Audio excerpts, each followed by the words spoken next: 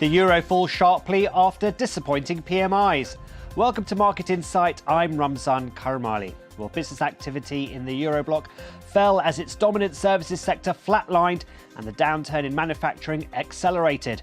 It now appears likely that Germany is in a recession, and traders took this as a sign that there could be further interest rate cuts by the ECB. Well, to help analyse all of the latest PMI data, I'm joined by Kathleen Brooks, Research Director at XTB. Kathleen, thanks so much for joining us. Well, let's start with Germany. And across the board, the PMI data was pretty poor. So are we right to say that Europe's biggest economy is now in a recession? Well, it certainly appears that way. Remember, PMI data is sentiment data, but it appears that, the manufacturing sector, you didn't think it could go any lower. It has. It's fallen back to levels that we saw at the start of the year. So hopes for any recovery there have really been dashed. And I think that's really weighed on the overall Eurozone. Because Germany is such a dominant economy in the Eurozone, it now looks like Q3 will be negative growth for the entire Eurozone.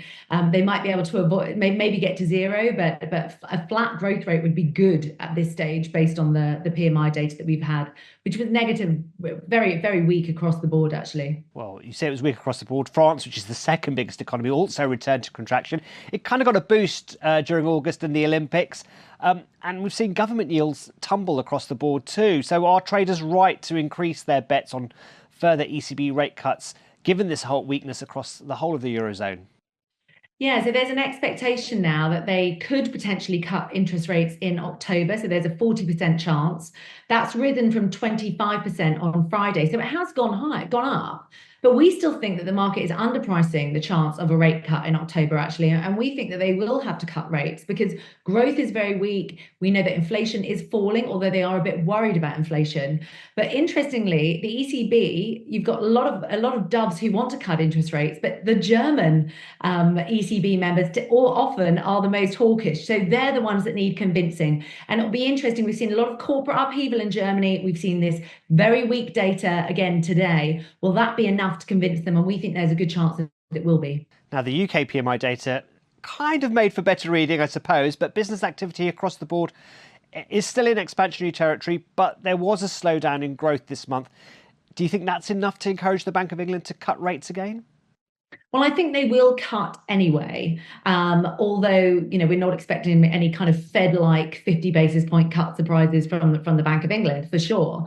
You're right that the UK is outperforming its peers, both in Europe and also in the US, but it still is trending a little bit lower, but it is managing to keep its head above 50. But there are a lot of risks in the UK. We saw consumer sentiment absolutely tumble on Friday.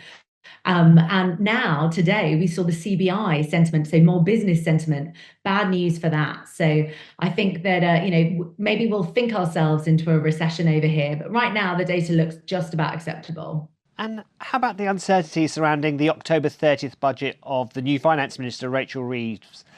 What kind of changes to tax and spending plans do you think are worrying investors at the moment? I think there's a huge amount of uncertainty. She said there's going to be change. She's reiterated that at the Labour Party conference without giving too many details apart from the things we know already. So they have pledged not to change the big taxes, but it's the smaller ones, the other taxes that boost investment, that encourage private equity and other investors to take risks in this country. They're the taxes that they seem to be they want to tinker with at the edges. But, we have some very, very complicated tax rules. And I think the worry for businesses is it will just get more complicated.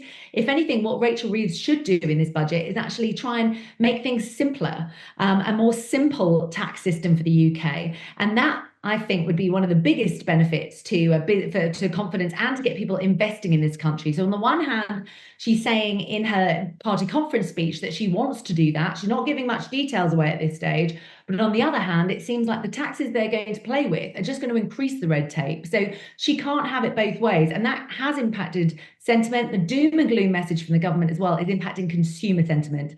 So I think that in the next month, there's going to be a big change in tone, and maybe the budget won't be as bad as some had expected. Kathleen Brooks from XTB, many thanks for your thoughts. And that's Market Insight. Don't forget you can watch more videos on Reuters.com.